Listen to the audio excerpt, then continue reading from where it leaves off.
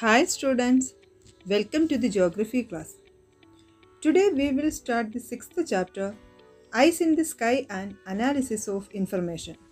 Through this chapter, you can understand how the launching of satellites and the use of computer softwares for the analysis of geospatial data make learning geography more human-centered. Let's move to the first topic, remote sensing.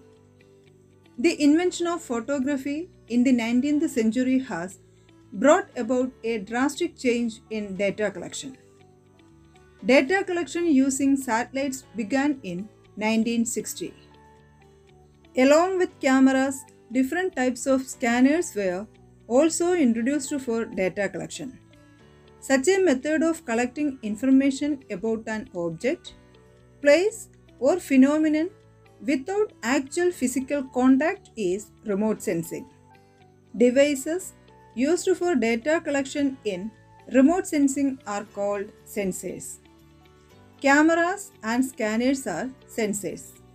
The carrier on which sensors are fixed is called a platform. Sensors can be installed on balloons, aircrafts, and satellites. Based on source of energy, remote sensing is classified as passive remote sensing and active remote sensing. Let's learn about each one in detail. First one, passive remote sensing. Remote sensing is carried out with the help of solar energy is known as passive remote sensing. Here, the sensors do not emit energy by itself. Next one, active remote sensing. Remote sensing made with the aid of artificial source of energy radiating from the sensor is known as active remote sensing. Let's learn about the classification of remote sensing on the basis of platform. They are terrestrial photography, aerial remote sensing, and satellite remote sensing. First one, terrestrial photography.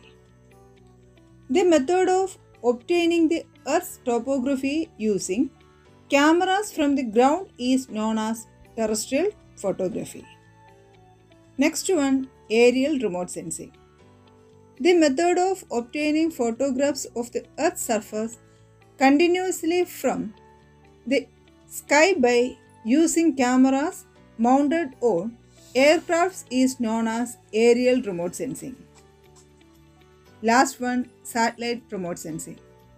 The process of gathering information using the sensors installed in artificial satellites is known as satellite remote sensing. Aerial remote sensing is generally used to gather information about comparatively smaller areas. Let's see the merits of aerial remote sensing. First one, the information of any region can be gathered in accordance with our requirements.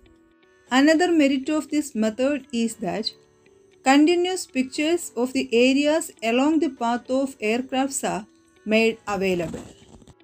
In each aerial photograph, nearly 60% of the places depicted in the adjacent photo is included. This is done for ensuring continuity and to obtain three-dimensional vision with the help of stereoscope.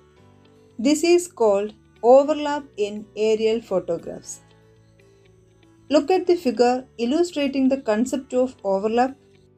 It can be seen that each photograph exhibits as much as 60% area as repetition.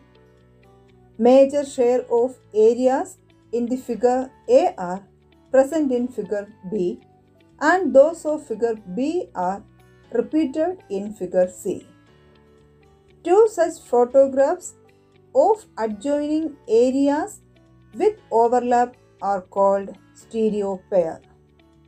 Figure A and B as well as B and C are stereo pairs respectively. The instrument which is used to obtain three-dimensional view from the stereo pairs is called stereoscope. When viewed through a stereoscope, we get a three-dimensional view of the area depicted in the stereo pair. Such a three-dimensional view obtained is called stereoscopic vision. Though aerial remote sensing has several advantages, they have some limitations as well. Let's see what they are. First one, the shaking of aircrafts affects the quality of photos. Next one, it is not practical to take photographs of regions that are vast and extensive. Next one, the aircrafts require open space for takeoff and landing.